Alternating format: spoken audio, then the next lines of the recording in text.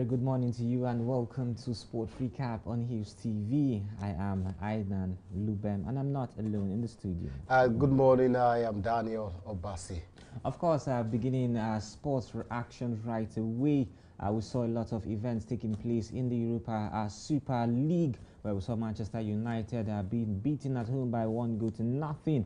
And of course, Chelsea were able to extend their lead also into the Europa. But let's quickly begin from the local setting where Nigeria's world record holder, Toby Amusan, set a new record on Thursday as she won another trophy after finishing 12.29 seconds to defend her Diamond League title. She won the women's 100 meters hurdle at this year's Diamond League in Zurich.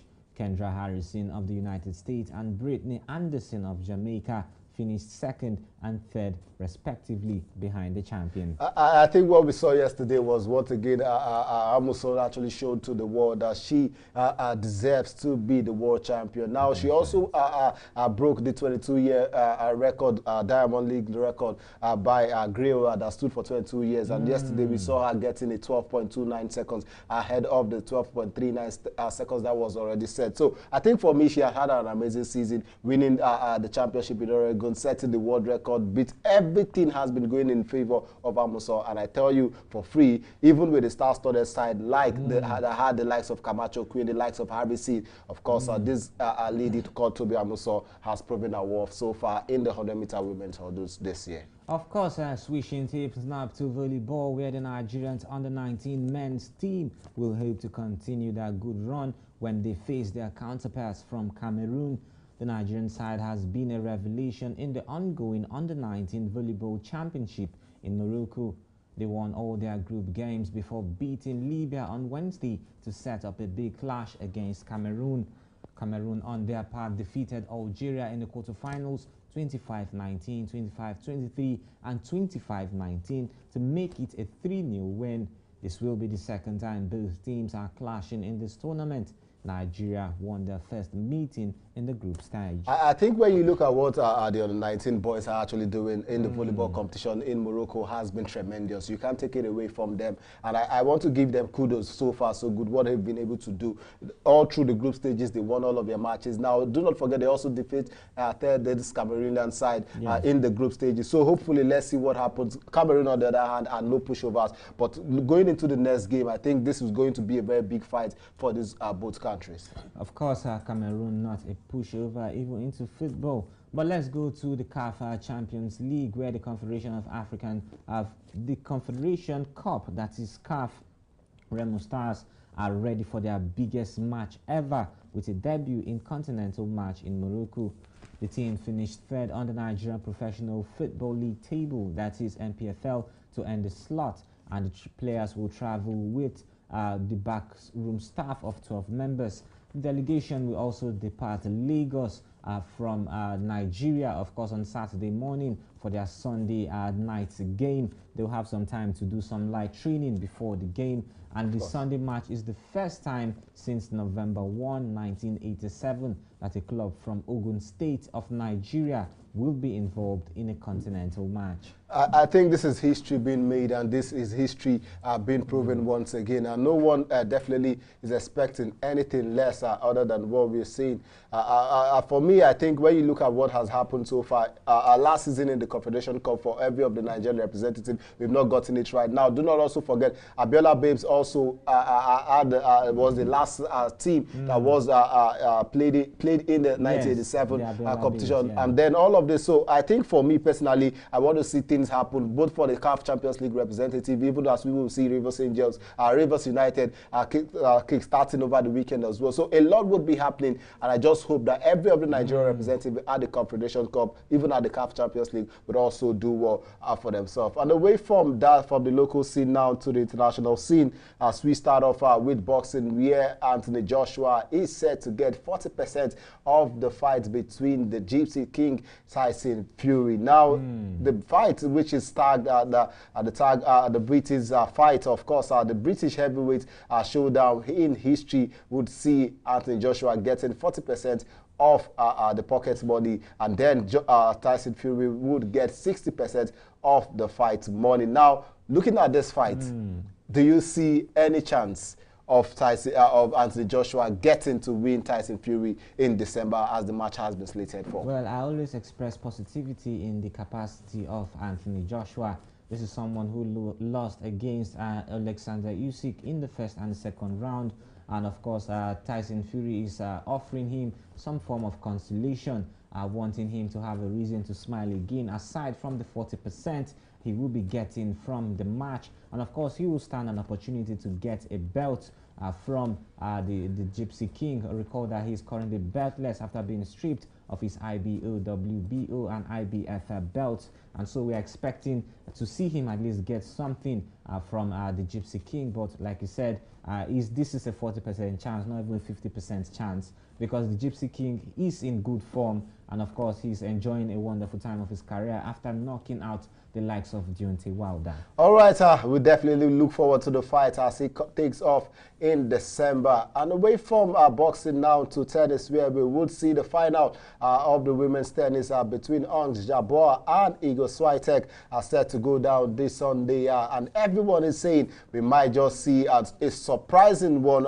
as Ons Jabeur would definitely come up to see how far she can go up against the world #1. What are we expecting in that the US Open final?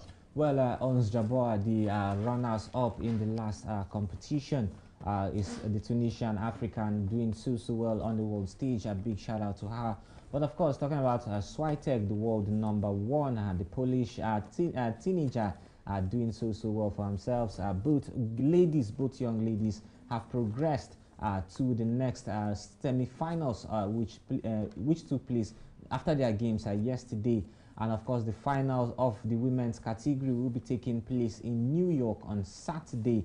And of course, Ons Jabeur and Iga Swiatek, we should be expecting good results from them. All right, we are expecting good results as we look forward to the final later on this weekend. And then away from tennis now to football, where we see Graham Potter has been unveiled as the new manager of Chelsea, and he would be set to take on his first game in charge in the dugout against Fulham this weekend. What are we expecting from this new manager? A lot is being expected. No one saw Thomas Tuchel being sacked from Chelsea, and now we see the new man, Graham Potter, which was the favorite for Todd Boehly, coming into the side. What are we expecting from this man later on tomorrow? Well, since Todd Boehly has made it a one-man affair to replace coaches, of course, it really didn't come as a surprise, because Chelsea are in the habit of changing coaches quickly in quick succession.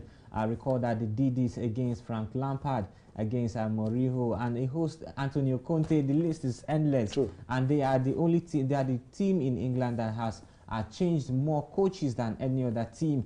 And of course, let's see whether Graham Potter will be able to do something, because even when he was in charge of Brighton, he did so well, True. having wonderful results, beating big teams. And of course, currently he's on the 4th position of the EPL. And so perhaps that's one of the reasons why Todd Boehly went to quickly hire this man. But let's see what Graham Potter can bring to the Stamford Bridge. All right, talking about bringing things to the Stamford Bridge, something is also being cooking. Of course, is the new boy talking about Diego Costa, who has moved down to Wolves after successfully completing his medicals at Wolves. And he, the 33-year-old, is set for a return into the Premier League. And here he is. And the big question, can he be able to replicate the same form we did back then at Chelsea? Diego Costa to Chelsea, to Wolves this time around. Well, Diego Costa, after his spell at Chelsea, he was nowhere to be found.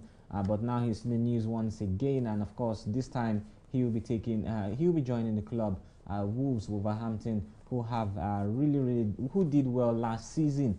But this season, there's nothing to write home about. But perhaps with his arrival, he may be able to turn around the fortunes of the club. All right, talking about the fortunes of the club. But yesterday we saw in the Europa League, Manchester United were not able to turn off the fortune as they lost to Real Sociedad by 1-0. Even before the game, we saw a mini silence for the Queen Elizabeth II yesterday to honor her. She died yesterday, and even some games in England also being halted. The razor, the horse race also being halted. We heard that the Queen was a lover of horse racing. We also saw, we would see games in the English League also being postponed as well. Today's game also being postponed. But with what we saw with the Europa League, Arsenal also losing, winning rather to Zurich by 2-1. What is the problem with Manchester United? Well, Manchester United, after getting 4 wins in the EPL, they've not been able to replicate the same in the Europa League. Recall that they fell from the Champions League. They did not qualify last season, and now they are playing the Europa.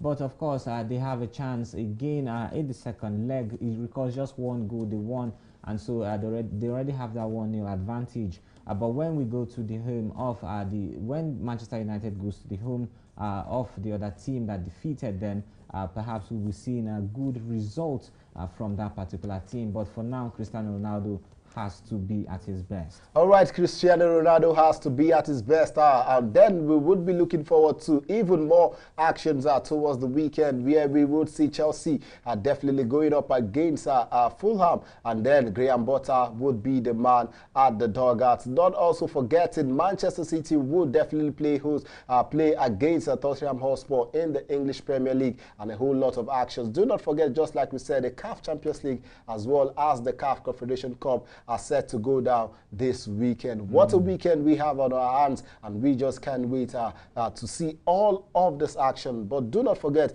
we will be back next week to give you all of this analysis and how things unfolded over the weekend. Thank you so much for watching. I am Aidan Luben. And I am Daniel Obasi. Thanks for watching.